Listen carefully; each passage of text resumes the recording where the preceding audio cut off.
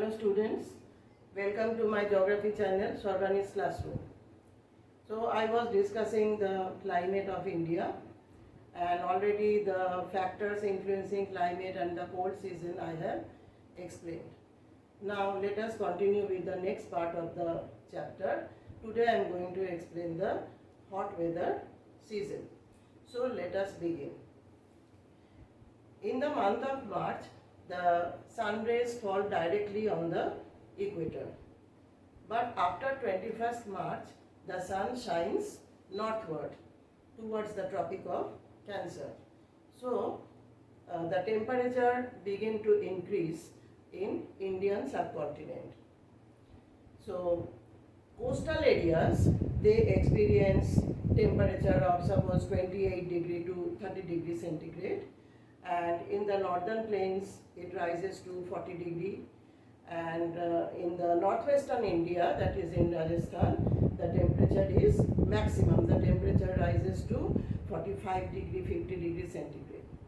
So we know that high temperature always create low pressure, because temperature and pressure, they are inversely proportional. High temperature will cause low sea level pressure and low temperature will cause high pressure. So due to rise in temperature or increase in temperature in Rajasthan, there is a low pressure area formed. This low pressure area becomes more and more intensified in the month of May, and slowly it extends all over the northern plains. Then it is known as the monsoon trough. When the monsoon trough is formed, that means the low pressure extends in the Gangetic plain, northern plains. It extends over UP, Bihar, and then it is known as the monsoon trough. So when the monsoon trough is formed, the low pressure area become intensified, several local winds develop. Now what are local winds? Local winds are winds of special characteristics which blow only over a particular area. Now what are the local winds blow over India during summer? Firstly, the local winds, it is known as the Lu, which blow over northwestern India near about Delhi, and the nearby areas are also affected by Lu, like Rajasthan, then western Uttar Pradesh and some parts of Gujarat, Bihar. These places, they get the effect of Lu. Now what is Lu? Lu is a very hot dust laden wind. It carries plenty of dust, but it does not bring any rainfall. It makes the afternoon very hot, and people, they cannot come out of their houses. So the weather is so hot when the Lu blows that people have to stay indoor. And this Lu, it is a hot and dry dust laden wind which makes the afternoon very hot in the northwestern part of India. Next is Kalboishakhi. Kalboishakhi blow over West Bengal and Assam in the month of April and May. Now this Kalboishakhi is also called nor'wester. Why it is called nor'wester? Because it enters West Bengal from the northwest. That's why we call it nor'wester. And Kalboishakhi, why is it called Kal? Because it brings too much of damage and destruction wherever it blows. It is a violent thunderstorm.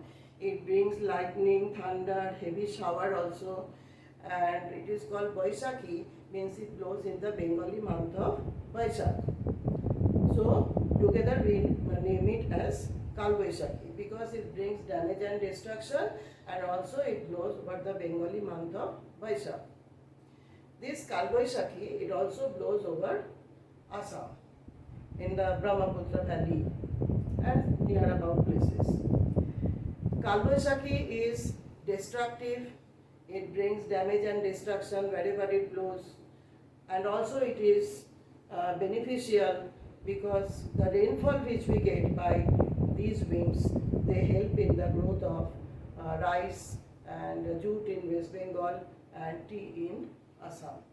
In Assam, it has been given another name, that is Bartoli Chira. Assam, it is called Bartoli Chira, and in Assam it helps in the production of tea. So, Kalbaishakhi is both destructive as well as beneficial. Now, how is it beneficial? How is it destructive? How it helps in economy? All these things you have to know. It helps in economy because it helps in the growth of rice and jute in West Bengal and tea in Assam. Then the third wind which blows over South India, that is called mango shower. Mango shower actually blow over the states of Kerala and Karnataka. These winds are not so destructive. It brings light shower, but it helps in the early ripening of mangoes. So the name mango shower. It is not destructive, but it brings light shower which helps in the early ripening of mangoes.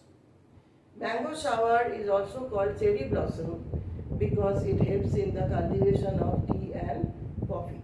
You know that in South India there are many hill ranges, and two crops like tea, coffee, they are mostly cultivated on the slopes of the hills. The rainfall which we get by this mango cherry blossom, so it helps in the growth of tea cultivation and also coffee.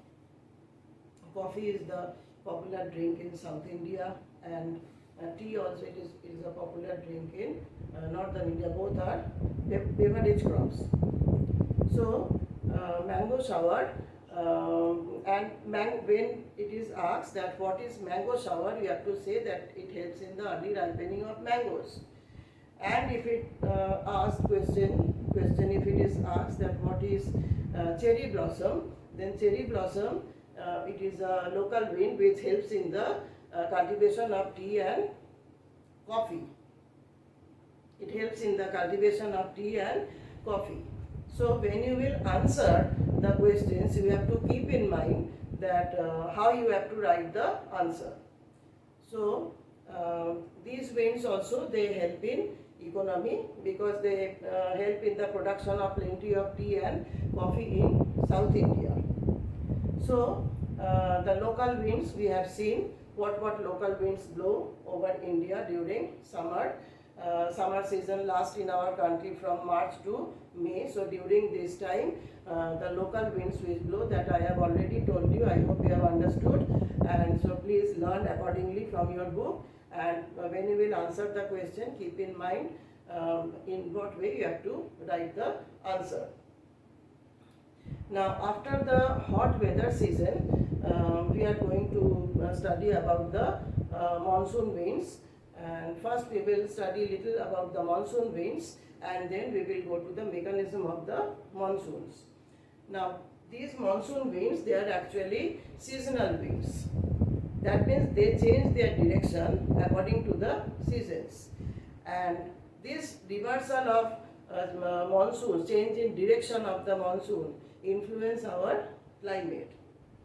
Monsoon winds during summer, they blow from sea to land, because over the sea we have high pressure, over the land we have low pressure, and the winds blow from high pressure to low pressure. Then in winter they will reverse the direction, they will start blowing from land towards the sea. Since they are blowing from land to sea in winter, they are not bringing rain except in few limited areas. But in summer season they are blowing from sea to land, so they will pick up moisture from the sea and bring plenty of rainfall all over the Indian subcontinent. And the peninsular shape of our country causes the monsoon to split into two branches, Arabian Sea branch and Bay of Bengal branch. But these monsoon winds, they have some characteristic features. The monsoon winds are very sporadic and uncertain in respect of amount and time. They don't enter the country in time. Sometimes they arrive soon, sometimes they are late. So they are very uncertain and irregular winds. The rainfall which we get by the monsoons for 4 months from June to September, so this rainfall is very helpful for our country because it helps in the production of crops. But the farmers in India, they cannot depend on the monsoon entirely because these winds are not so reliable. We cannot depend on the monsoons for crops. Since they don't arrive in time or they don't bring the same amount of rainfall also, the rainfall varies from one place to another, from place to place it varies, from year to year also it varies. One year we will see that the rainfall is so heavy that most of the areas are getting flooded. Again next year the rainfall will be less, that many places in India suffer from drought. So this is the nature of the monsoon winds.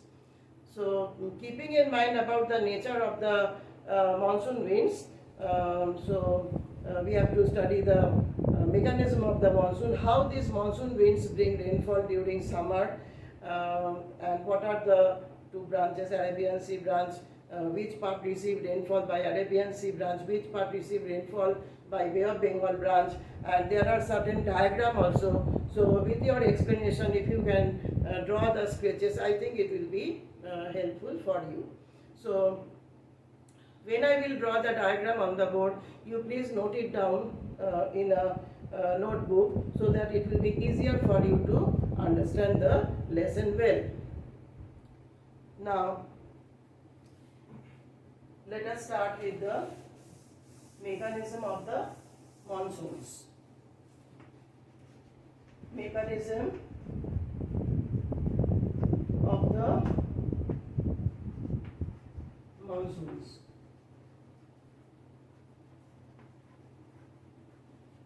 Monsoons, I told you before that the peninsular shape of India causes the monsoon to split into two branches, Arabian Sea branch and Bay of Bengal branch. First we are going to learn about the Arabian Sea branch and which part receive rainfall by the Arabian Sea branch.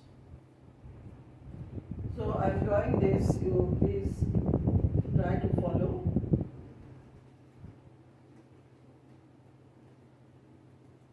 Now,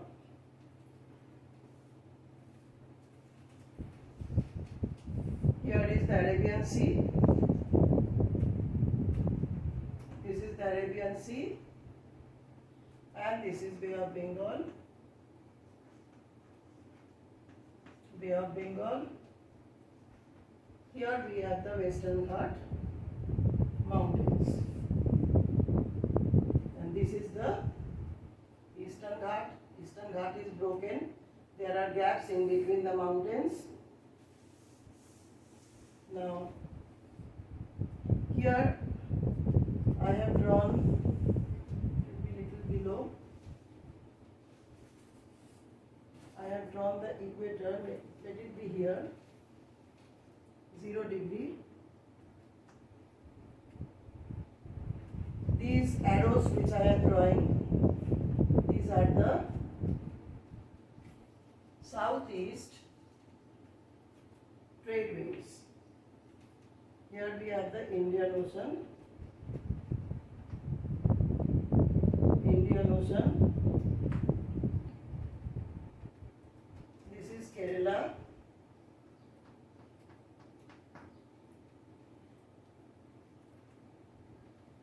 Now, ITCZ,